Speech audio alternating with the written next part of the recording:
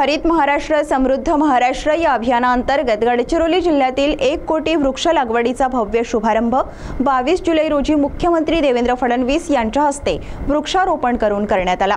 या प्रसंगी राज्याचे सहपालकमंत्री ॲडव्होकेट आशिष जयस्वाल, वन विभागाचे अप्पर मुख्य सचिव तथा जिल्ह्याचे पालक सचिव मिलिंद म्हैसकर, सार्वजनिक बांधकाम विभागाचे अप्पर मुख्य सचिव मनीषा म्हैसकर, आमदार धर्मराव बाबा आत्राम, आमदार डॉक्टर मिलिंद नरोटे, आमदार रामदास मसराम, जिल्हाधिकारी अविशांत पंडा, उपमहानिरीक्षक अंकित गोयल, जिल्हा पोलीस अधीक्षक निलोत्पल, मुख्य वनसंरक्षक रमेश कुमार, जिल्हा परिषदेचे मुख्य कार्यकारी अधिकारी सुहास गाडे, उपवनसंरक्षक श्रीमती आर्या आदी मान्यवर उपस्थित होते। राज्यात सर्वाधिक वनाच्छादित अशा गडचिरोली जिल्ह्याची ओळख महाराष्ट्राचे फुफ्फुस म्हणून आहेच, परंतु आता हा जिल्हा देशातील सर्वाधिक हरित व वनाच्छादित जिल्हा बनवण्याचा संकल्प राज्याचे मुख्यमंत्री तथा जिल्ह्याचे पालकमंत्री देवेंद्र फडणवीस यांनी व्यक्त केला आहे।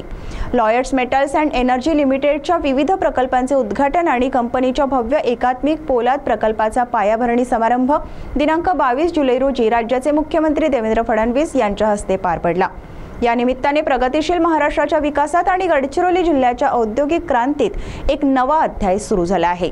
कोनसरी येथील प्रकल्पस्थळी हा कार्यक्रम घेण्यात आला। कोनसरी येथे विदर्भाच्या भव्य एकात्मिक पोलाद प्रकल्पाची पायाभरणी झाल्यामुळे गडचिरोलीला देशाचे स्टील हब बनवण्याचे ऐतिहासिक स्वप्न साकार करण्याच्या दिशेने एक पाऊल टाकले जात आहे। गडचिरोलीचा विकास सुरू झाला असताना आदिवासींच्या जमिनी हिसकावल्या, मोठ्या प्रमाणात जंगलतोड झाल्याच्या अफवा पसरवण्यात आल्या। अशा अफवांपासून सावध राहा, कारण त्या लोकांना विकासापासून दूर ठेवण्यासाठी पसरवल्या जातात असे त्यांनी स्पष्ट केले। त्या अफवा पसरवतात की इथे आदिवासींची जमीन बळकवली आणि गेल्या वेळेस कशा पद्धतीने तो प्रोपगंडा निश्चितपणे वेगवेगळ्या प्रकारचे प्रोपगंडा चालतायत।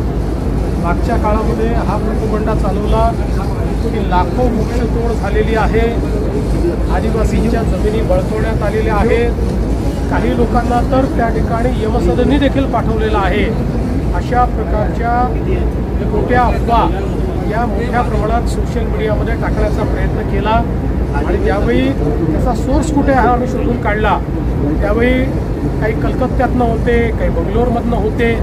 त्यामुळे या भारताचा विकास होऊ नये, महाराष्ट्राचा विकास होऊ नये, गरिबाचा विकास होऊ नये, दलित आदिवासी ओबीसींचा विकास होऊ नये, अशा प्रकारच्या षडयंत्राचा भाग असलेले हे जे शहरी माओइस्ट संघटना आहेत, या संघटनांच्या माध्यमातून हा प्रयत्न चालला आहे। पण आमच्या कार्यातून आणि कृतीतून त्याला उत्तर मिळत आहे। आज आपण बघितलं असेल, हे जे 14,000 लोक या ठिकाणी लागलेले आहेत, या 14,000 लोकांमध्ये 99% दलित आदिवासी